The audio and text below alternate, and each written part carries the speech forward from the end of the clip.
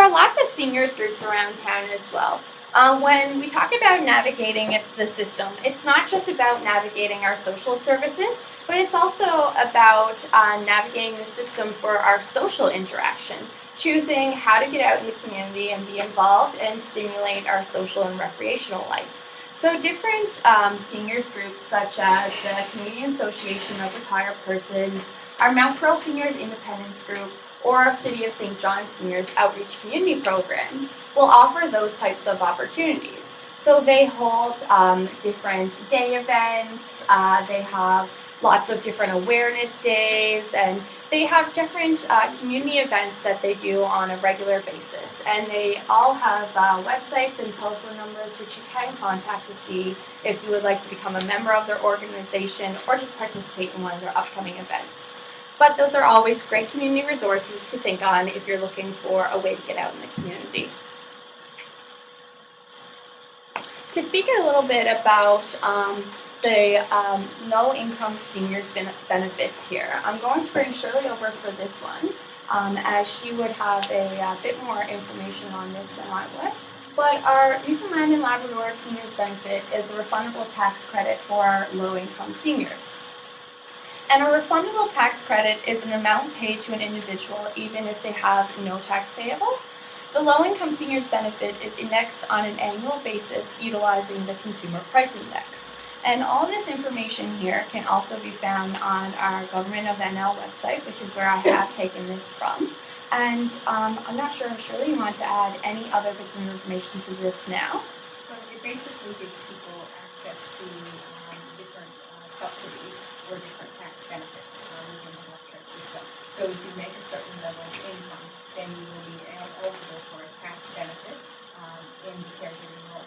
You'll hear lots of times that people give up their jobs to be able to assist and take care of people with Alzheimer disease. Well, if they did that, then they would be eligible for a tax benefit for that particular, for giving up their employment to take care of their loved one. Because obviously their income is impacted, and it's government's way of being able to give back to encourage people to,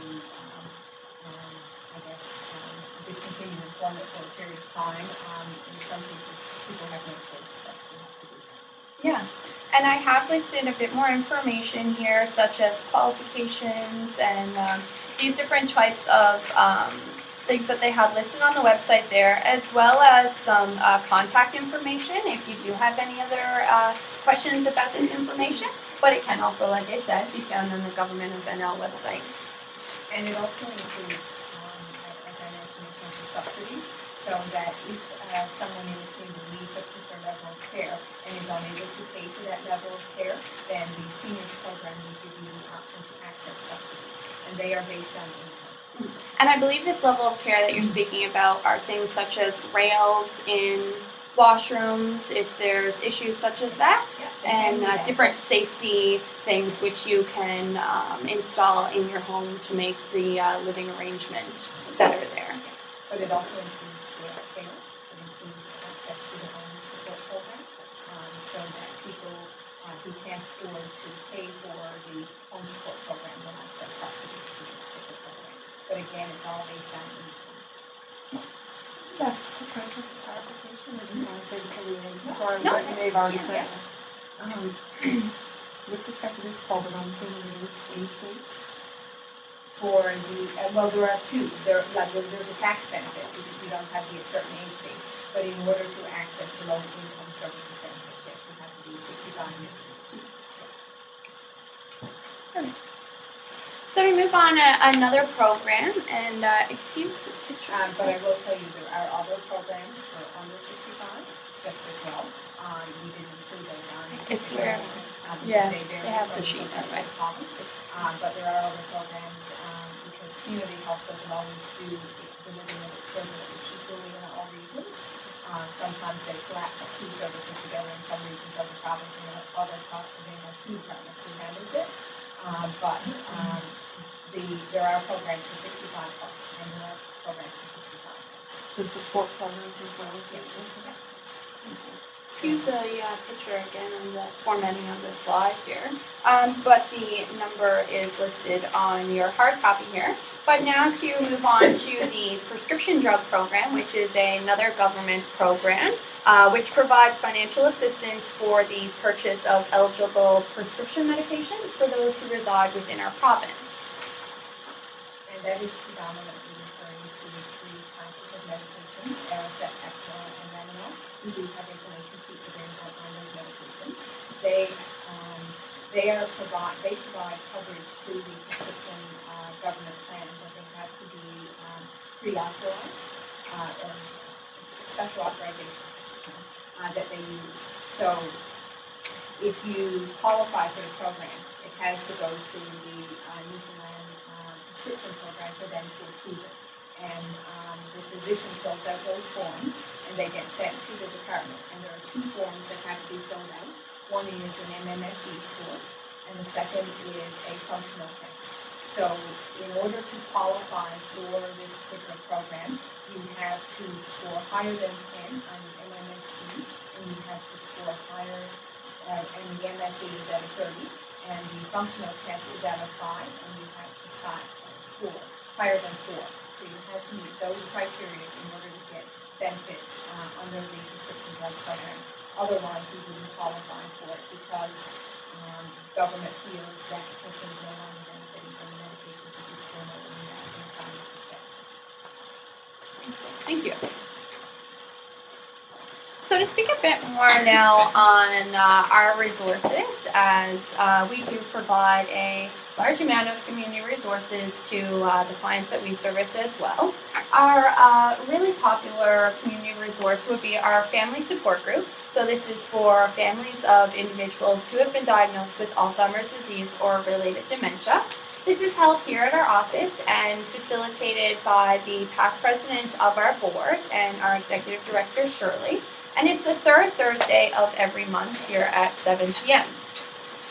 We also have one-on-one family support. So Shirley will meet with families, individuals who have been diagnosed with the disease, their caregiver, spouse, whoever it may be.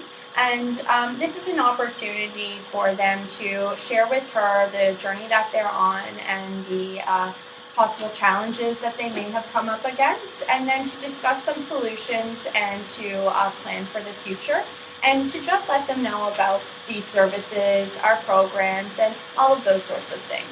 And these meetings can be a one-time thing, or it can be something which you can continue through the journey of your disease.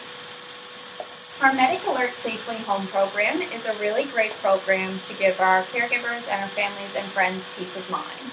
So this program registers an individual who has been diagnosed with the disease to a national service program. And this takes all sorts of emergency contact information of the caregiver, and then it takes identification things of the individual, such as hair and height, scars, tattoos, whatever it may be, to help identify this individual if they were to become lost from wandering. And yes. And one other thing in regards to the safety home is if a person wanders away and they have Alzheimer's disease and they are not registered under the medical safety home program, then the police will say it's treated as a missing person and you have to wait 24 hours. So it's a benefit to be enrolled on this program because the search begins immediately because they've been, I guess, declared as having memory loss and therefore there's a reason to start search before 24 hours. Yeah, and it can also be a large benefit to be a member of this program as well, because the same as if you have an allergy or if you're diabetic and you have a medical alert bracelet, necklace, whatever it may be, that's an identification piece there in itself of whatever disease or condition you may have.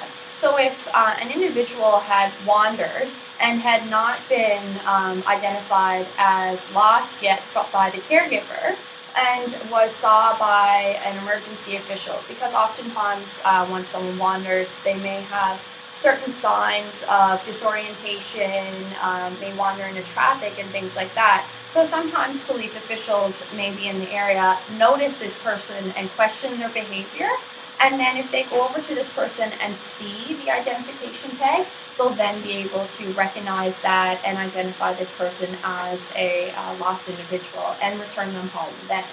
So it is good just to have that in place for the peace of mind in case a situation were to ever occur.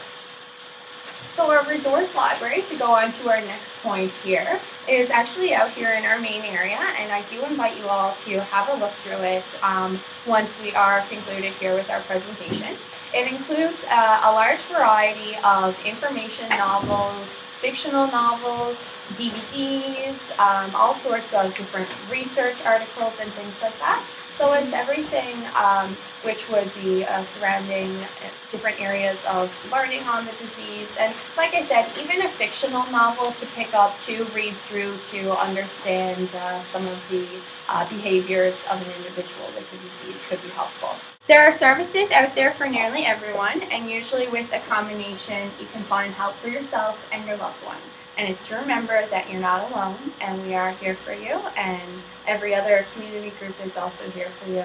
And this is, I like the helping hands there, because that's what all of these community groups are. All of these service and programs are designed for individuals who are going through this and are in need of these services. So don't be frightened to ask for that help, and don't be frightened to call any of the numbers that are listed here, or give us a call if you do have any other questions or concerns.